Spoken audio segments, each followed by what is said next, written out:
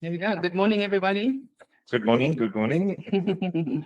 Peter, are you ready for coffee now? I'm happy I didn't have your congestion in the traffic this morning. I'm grateful for challenges early in the morning.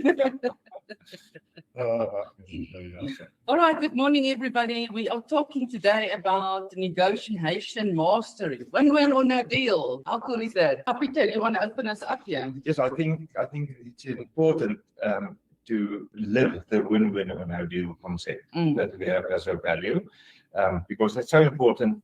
If you deal with a property, it's not only brick and mortar; it's emotions. And if you don't have a win-win situation, you will less. I think your face value in the community will be lower. Yes. Yeah, if you don't have a win-win situation. And by the way, in the win-win, it's you are not in part of that win-win. It's only your clients. Yeah. Happy buyer, happy seller. Yes. Agent comes last. Then we win only. We win only the day we receive the money in our bank account, registration, because then we know it's been a successful transaction. Before that, anything can happen. Exactly.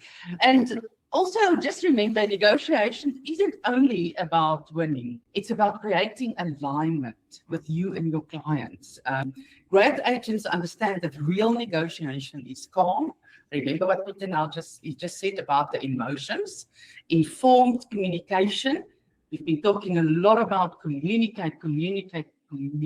That leads to the win-win outcomes to everyone involved. Yes. Remember, you are a fiduciary agent, not a functionary one. You are also not a transactional agent, which means you're going from transaction to transaction. No, you are bringing value to your clients. You're a valuable agent. And that's a direct proposition they will tell the neighbor about and the friends. Exactly. This agent understands me. That is part of negotiation. I think if you ask questions, you will lead the conversation in negotiation. And the person with the most flexibility will rule the conversation as well. That also means that you have to be on the front end side of this negotiation. You need to understand personality, people's personality types, types. You need to understand body language.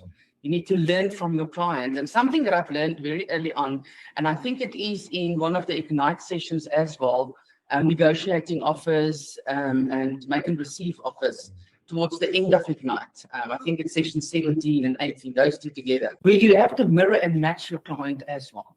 If they are speaking soft, you got to also lower your voice and also speak soft. Get to the tone. If they are sitting backwards, comfortable, you're also going to sit the same. If they're sitting forward, you're going to sit the same.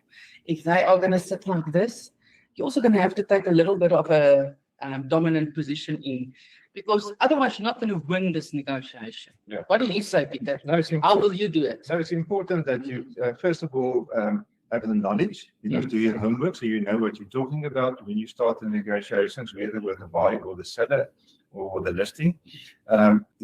Knowledge in the first place. Second place, to be calm, always calm. Never to be revved up by your buyer or your seller, because if you lose your temper, everything is off the table. Be calm. And then the third thing is to have open-ended question. Mr. Seller, do I understand you correctly that you are afraid of so and so and so? And also then go back to the motivation. Do we still agree that you said you wanted to be by end of December in East London, using an example? Do we agree on that? Or do we agree that you want to downscale by this time before you go on holiday with your children?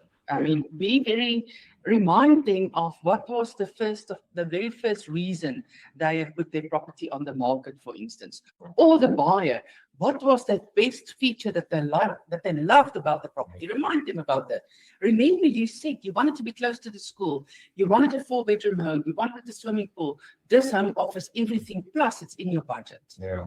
That's important. There's certain phrases that you can use, like, do I understand you correctly that? Yes. So do you still agree with that? Yes. And remind him of what happened in the past. Yeah, that's part of the negotiation. You're almost going to repeat what your client said. Like Peter said. I love it. And keep in mind, negotiation is a skill. This is something that you're going to have to practice. This does not happen overnight. It's not something that you are naturally born with. It's a skill that you have to learn. And this is where you are going to use your amazing AI tools to help you with this. Practice with your AI assistant. You can tell your AI assistant to help you in negotiation and give you tips how to negotiate with your AI while giving tips while you're negotiating with your AI. Yeah, exactly. And then remember, win-win or no deal, protect relationships and your reputation. As Peter said, your emotions may never, ever come in between this. Never. And it's not about you as a real estate agent. Do not be attached to the outcome at this stage, because it is absolutely not about you here. You are negotiating a base transaction for your buyer and your seller. And in fact, you're always looking after your seller first if you are doing both sides. Vanessa, how should we handle it if your buyer or your seller get angry at you? How do you diffuse that situation, and how do you talk out of that? Yeah, that's an interesting one. And this is really where you are going to really like extra calm down completely. And I think this is hard for high D personalities, because you want to get into the conversation and challenge them as well. But this is where you're really going to calm down and say, it's understandable how you feel, Mr. Seller. I do understand that this is a frustrating process. I do understand that everything is not going as you wanted. But we do not have control over everything. For example, building plans has to be in place. It's not something that we can negotiate with the buyer. This is something that has to be in place before the property can register. And it's not even that the buyer wants it, the bank is wanting it. So that's because a seller can get angry about that, but they've never asked for building plans before. And yeah, so yes, really where you're really gonna have to breathe. Calm down, even if you have to put like your hand for a moment just here to just like, ladies, calm down those emotions completely. It's not about you. Men, keep that anger, please lower that. This is really where it comes with practice. And this is where the skill part is that they're talking about. Thank you for that textbook answer. I think it was excellent. That's exactly how that must be treated. Yes, yeah. There is absolutely no other way around this. You have to be calm about this. In fact, empathy and preparation create strong positions. If you are putting yourself rather in their footsteps than sympathizing with them and getting emotions in the way, remember, the goal is agreement, not argument. And in that, you protect relationships. Yes. Because we are in a relationship economy, you cannot deny that. And if you negotiate calmly and you understand the buyer and the seller, you strengthen that relationship that you have with them for future references as well. Exactly. Yeah, exactly. Because you want the referral. And if you can win a difficult negotiation, I can tell you, one of my most difficult negotiations was I think it was my second year of real estate. The seller was so adamant that at the viewing where the buyer was, the property was empty. He locked it open. It was one of his rental units. And he was there when I brought the buyer. And he started asking the buyer, okay, so are you taking the place? And he sort of forced my hand there to negotiate everything as well as my commission right there. It was one of the hardest things for me, but I can tell you, the lesson I have learned from that is to just stay calm. Yes, it wasn't exactly what I wanted, because the seller I was blindsided by that, but it was also a lack of experience on my side and perhaps a lack of skill. If that would have happened right now, I know exactly how I would handle that. So it is with practice. Don't think this comes overnight, and go practice with your AI assistant. Yeah.